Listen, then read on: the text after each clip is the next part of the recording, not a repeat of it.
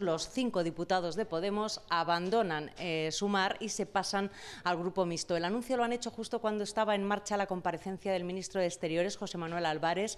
El diputado de Podemos, Javier Sánchez, ha explicado que ellos habían pedido que fuera Ione Belarra, la secretaria general de Podemos, la que interviniera en ese pleno, y asegura que no le ha dejado, que Sumar no ha dejado que interviniera Ione Belarra y, por tanto, dice Sánchez Serna, no se ha oído en el hemiciclo la voz que más contundentemente ha condenado el genocidio. Podemos desvincula su salida de Sumar y su paso al Grupo Mixto de la elaboración de un reglamento que estaba en marcha en el Grupo Sumar. En ese reglamento se recogían sanciones en el caso de que se rompiera la disciplina de voto o en el caso de que no se siguieran las líneas de actuación del Grupo Sumar. Repito, el diputado que ha comparecido para dar la noticia, Javier Sánchez, ha desvinculado su salida del Grupo Sumar de esa elaboración del nuevo reglamento y él ha explicado que van a seguir haciendo políticas valientes desde ahora el Grupo Mixto. Tiene que ver con que las diputadas y el diputado, en este caso de Podemos, no podemos hacer política en el grupo parlamentario de Sumar. Las reglas no son iguales para todos los miembros de esa coalición. Ya Podemos hasta ahora no se le ha permitido hacer política. Bueno, pues ya tenemos las primeras reacciones a este anuncio. Ione Belarra, en la red social X, dice que Podemos llegó a la política española para cambiarlo todo y hoy, con fuerzas renovadas, afirma, toman una difícil decisión, pero imprescindible, asegura, para seguir transformando nuestro país. Hace falta una izquierda, añade, feminista, ecologista y transformadora. Es el tuit que ha puesto Ione Belarra tras conocerse que abandonan el grupo parlamentario Sumar y pasan esos 5 diputados de su formación al Grupo Mixto. Feijóo ha cargado contra el Gobierno. Dice que es suya la responsabilidad de que no se haya renovado el Consejo del Poder Judicial, que no se fía de los socialistas y que el ministro de la Presidencia le engañó en el primer intento. El líder del PP apuesta por que los cambios en el gobierno de los jueces se hagan en paralelo a la tramitación de una nueva ley para elegir a ese órgano. Pero los populares no aclaran si la renovación se haría con la norma vigente, como propuso el comisario de Justicia de la Unión, o no. Hagamos la ley y renovemos el Consejo de forma simultánea. Firmemos un pacto, presentémoslo a la sociedad y tramitemos la ley. Es verdad que durante la tramitación parlamentaria nos pueden engañar. Sí, es verdad. Pero algún riesgo tendremos que correr. Pero el Gobierno se agarra a la sugerencia del comisario europeo de Justicia. Primero la renovación del Consejo del Poder Judicial y luego la reforma del sistema de elección. Y por eso, argumenta la portavoz del Gobierno, rechazan la propuesta de Feijóo. La posición que mantiene el Gobierno es la misma posición que mantiene la Comisión Europea. Y fue muy claro ayer el comisario. Primero, renovación, la legalidad, cumplimiento de la Constitución. Y después, posteriormente, se podrá dialogar. Los socialistas siguen defendiendo el sistema de elección actual. Dicen que el Poder Judicial emana del pueblo y que, por tanto, es lógico que las Cortes, sede de la soberanía popular, intervenga en la elección de uno de los 3 poderes del Estado, que el gobierno de los jueces no es un colegio profesional ni un tribunal. La ministra portavoz no pone fecha a cuándo llamará el presidente Sánchez al líder del PP.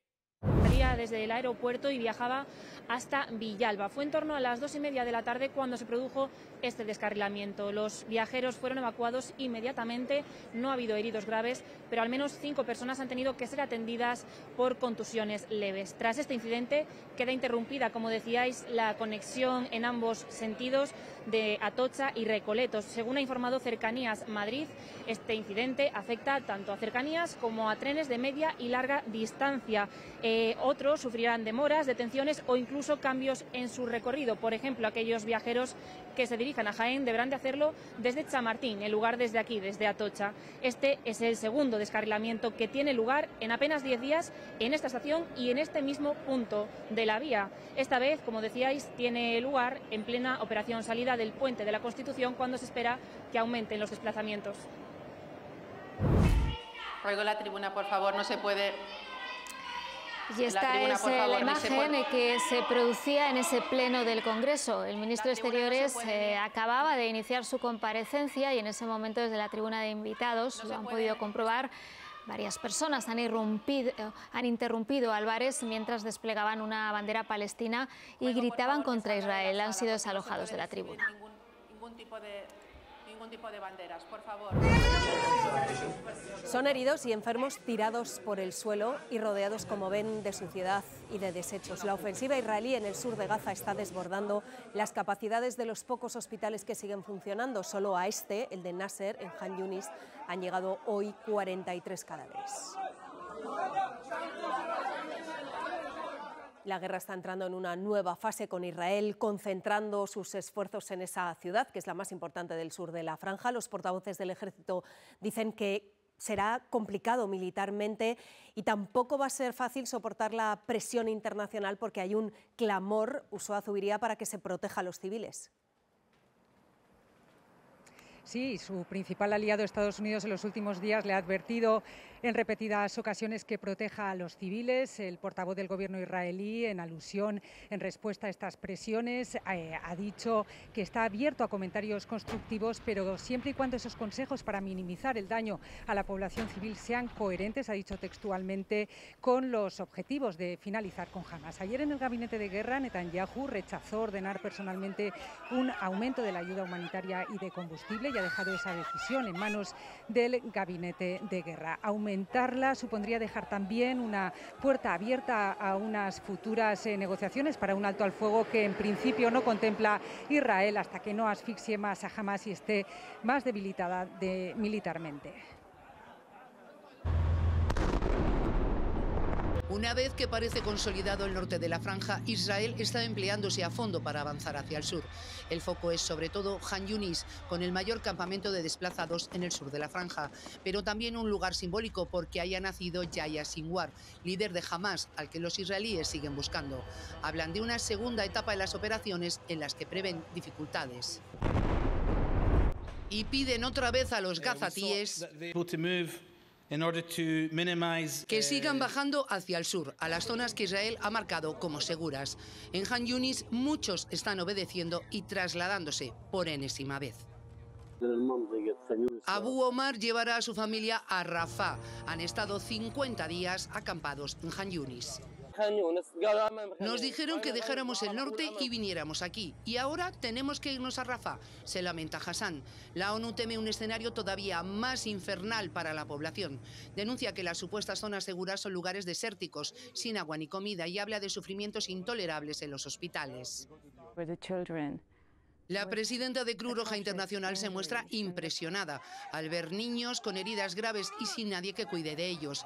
En el hospital Nasser hoy ha sido otro día frenético, con la llegada masiva de heridos y decenas de muertos por los ataques israelíes. Entre los objetivos alcanzados, una escuela. La violencia se recrudece día a día en Cisjordania. Estos son disparos de una nueva redada ayer. Soldados israelíes mataron a un hombre de 32 años.